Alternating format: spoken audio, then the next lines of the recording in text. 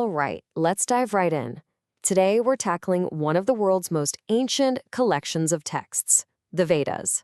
Now, pretty much everyone knows they're old, but what you might not know is that their history is, well, incredibly conflicted. It's a wild story of how one single source can end up creating radically different, even totally opposite ways of seeing the world. And that brings us to the big puzzle, right? How on earth can the same sacred text lead one group of people to perform these intense, elaborate rituals, while inspiring another group to just throw up their hands and say, nope, God, the soul, the afterlife, it's all nonsense? It sounds impossible, but to get how it happened, we have to go way back. So the root of the entire problem starts with a really basic disagreement over what the Vedas even are. Seriously, there was never one single, universally accepted answer. And that lack of clarity, that vacuum, got filled with all sorts of competing and conflicting ideas. And the range of ideas was huge. I mean, for some, the Vedas were just a history book about ancient India. For others, they were just hymns to made-up gods, or maybe even a manual for magic tricks and spells. But two interpretations ended up becoming the most powerful. The idea that the Vedas were a divine rulebook for rituals, or that they were the ultimate source of all philosophy. When you have foundations that different, you know a major clash is just waiting to happen. Now, this confusion didn't just stay in the realm of scholarly debate. Oh no. It ripped ancient Indian thought right down the middle, pushing people into two completely opposite camps. This wasn't just a fork in the road, it was more like a giant chasm opening up in their belief systems. So you get these two extreme paths. On one side, you have the ritualists.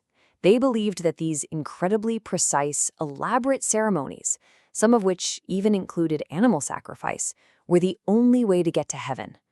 Then, on the complete other end of the spectrum, you had the atheists from the Charvaka school. They were so repulsed by all this that they rejected the whole package, not just the rituals, but the Vedas themselves, God, the soul, you name it. And to really get why some people were so disgusted, you have to look at one of these extreme ritual schools, known as Vama-marga, or the left-hand path. They took things that were normally forbidden, like wine, meat, even sexual union, and turned them into acts of worship. You can imagine how this kind of radical practice would just pour gasoline on the fire of total rejection. So, in response, the Charvaka atheists came up with this really powerful materialistic philosophy. This quote just sums it all up, doesn't it? Basically, enjoy your life now. Go into debt to be happy if you have to, because once your body turns to ash, that's it. Game over. There's no coming back. It's a complete dismissal of anything spiritual in favor of what you can experience right here, right now. Okay, so you've got a society completely torn between these two extremes. On one side, intense, sometimes violent ritualism, and on the other, just stark materialism. This kind of spiritual chaos, it turns out, created the absolute perfect conditions for something totally new to grow. A path that tried to find some sanity in the middle. A third way was desperately needed, one that could offer people meaning without, all the baggage from either side. And this need for balance is what set the stage for some figures who would literally change the course of world history. And this new path was paved by people like the Buddha and Mahavira, the founder of Jainism. They basically looked at this whole messy situation and rejected both sides. They were against the violence they saw in the Vedic rituals, but they also didn't agree with the live-for-today hedonism of the Charvakas. So what did they do? They just stepped away from the Vedas altogether. They built brand new paths from the ground up, centered on powerful ideas like ahimsa, or nonviolence, and truth. So let's just quickly map this out so it makes sense. It all starts with that ancient Vedic ritualism that sparks the reaction from the Charvaka atheists around 600 BCE. Then, hot on their heels, you get the Buddhist and Jain middle way popping up. But the story doesn't stop there. We have to jump forward more than 1,000 years to see the next big twist. Okay, so fast forward to the 8th century CE. The whole landscape is just a total mess of competing ideas. The source we're looking at describes it as an age of spiritual darkness, where the real meaning of the Vedas was pretty much gone. And it's into this chaos that this brilliant, energetic new figure steps onto the scene, Adi Shankara. And the situation really was dire. You had at least 4 major competing schools of thought, all pulling further and further away from the original texts. True Vedic knowledge was basically on life support. Shankaracharya saw all this spiritual decay and decided he was going to be the one to fix it. He set out on this massive mission. But here's where the story takes a tragic turn.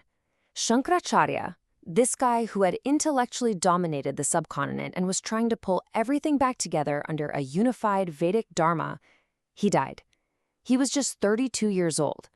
And because his work was cut short, it had enormous consequences. So you have to follow this chain of events. Step 1, Shankaracharya's goal was a grand revival. But step 2, his sudden death left a huge power vacuum and his teachings wide open to being misinterpreted. So then step 3, his followers started promoting this very simple, catchy doctrine. The divine is real, the world is an illusion. And the result? According to the source material, this led to a philosophy that was totally detached from real life, society, and any sense of national duty, which was the exact opposite of the action and responsibility found in the original Vedic text. And this all leads us to the final and maybe the most fascinating paradox in this entire story. I mean, after centuries of debate and misinterpretation and all of this conflict, you would think the original text would be a complete mess, right? Corrupted or just lost forever. But something else happened. Something really, really strange. So just imagine, for over 1,000 years, the spirit, the core message, the actual meaning of the Vedas is being fought over, twisted around, and in a lot of cases, just plain lost. And yet, through all of that chaos, the literal words, the hymns, the verses, the very sounds themselves were being preserved with perfect, microscopic fidelity. Not a syllable out of place. How is that even possible? Well, it turns out the librarians who saved the Vedas were the most unlikely people you could imagine. You had the road chanters, who only cared about memorizing the sounds perfectly. They didn't even try to interpret them. And because of that, they preserved the original hymns without changing a thing. And then you had the extreme ritualists, who were obsessed with getting their complicated ceremonies exactly right, down to the last detail. So they preserved all the instruction manuals. Isn't that incredible?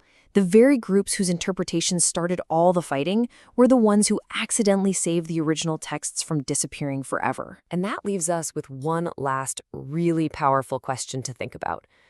What happens when the people in charge of a sacred text forget its spirit but manage to perfectly preserve its letter? This whole story is a wild case study of that very problem. It's a timeless reminder that just having a text, no matter how sacred, isn't the same thing as actually understanding it. Thanks for joining us on The Explainer.